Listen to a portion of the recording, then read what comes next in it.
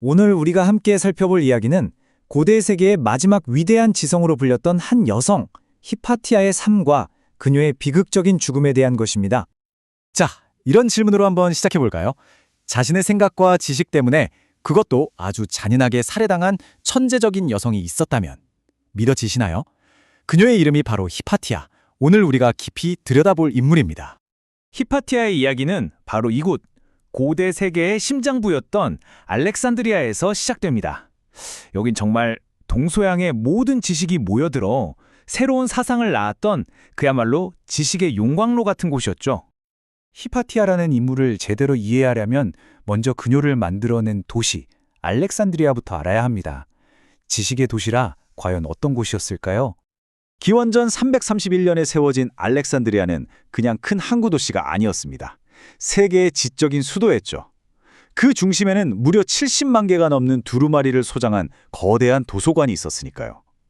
당시 인류의 모든 지혜가 그곳에 모여 있었다고 해도 과언이 아니었을 겁니다.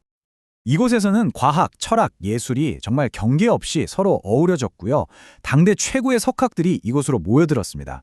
바로 이런 풍요로운 지적 토양 위에서 히파티아라는 위대한 인물이 피어난 거죠.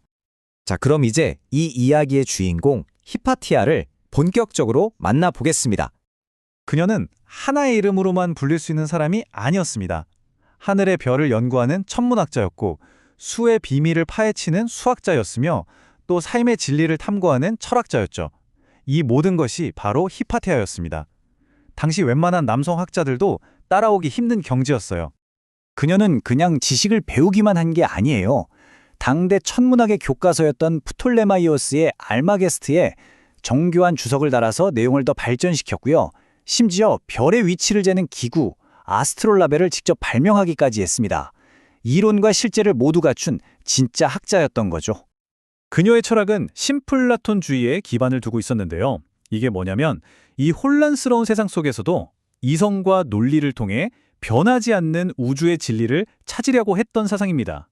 이런 가르침은 불확실한 시대를 살던 많은 젊은이들에게 등대와 같았고 제국 전역에서 그녀의 강의를 들으려고 학생들이 구름처럼 몰려들었습니다.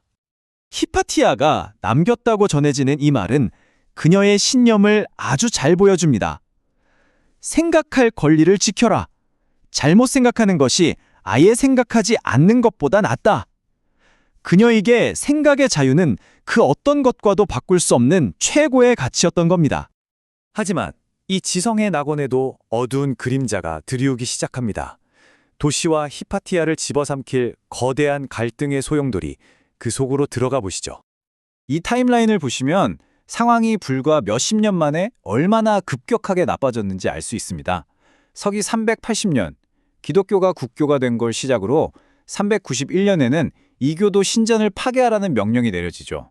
400년대 초에는 폭력 사태가 일상이 되고 마침내 412년 아주 강경파였던 주교 키릴로스가 권력을 잡으면서 갈등은 폭발 직전까지 갑니다.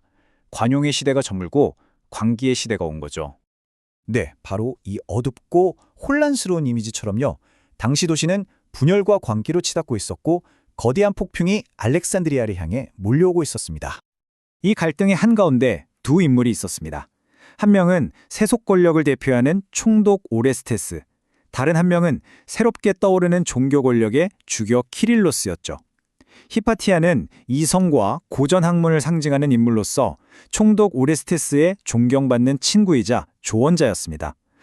바로 그 점 때문에 그녀는 키릴로스에게는 눈의 가시 같은 존재가 되고 만 겁니다. 이제 이야기의 가장 비극적인 부분으로 넘어가야 할 것 같습니다. 이 부분은 무거운 마음으로 그리고 존중을 담아 다루겠습니다. 역사 기록에 따르면 그녀의 마지막은 끔찍했습니다. 광신도 폭도들은 길을 가던 그녀를 마차에서 끌어내 교회로 데려갔고 그곳에서 날카로운 굴껍데기로 그녀를 살해했습니다. 이성의 목소리가 광기에 의해 가장 잔인한 방식으로 짓밟힌 순간이었습니다. 서기 415년 3월, 역사는 이날을 똑똑히 기억하고 있습니다. 하지만 광기가 이성을 완전히 없앨 수는 없었습니다. 그녀의 몸은 사라졌지만 그녀가 남긴 유산은 어떻게 죽음을 넘어 지금까지 살아남았을까요? 그녀의 죽음이 가져온 직접적인 결과는 참담했습니다. 알렉산드리아 지성계의 불빛이 서서히 꺼져갔죠. 그리고 히파티아의 이야기는 무려 1000년이 넘는 긴 시간 동안 역사 속에서 거의 잊혀지고 맙니다.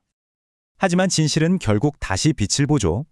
르네상스 시대 라파엘로의 명작 아테네 학당의 그녀로 추정되는 인물이 그려지면서 다시 주목받기 시작했고요.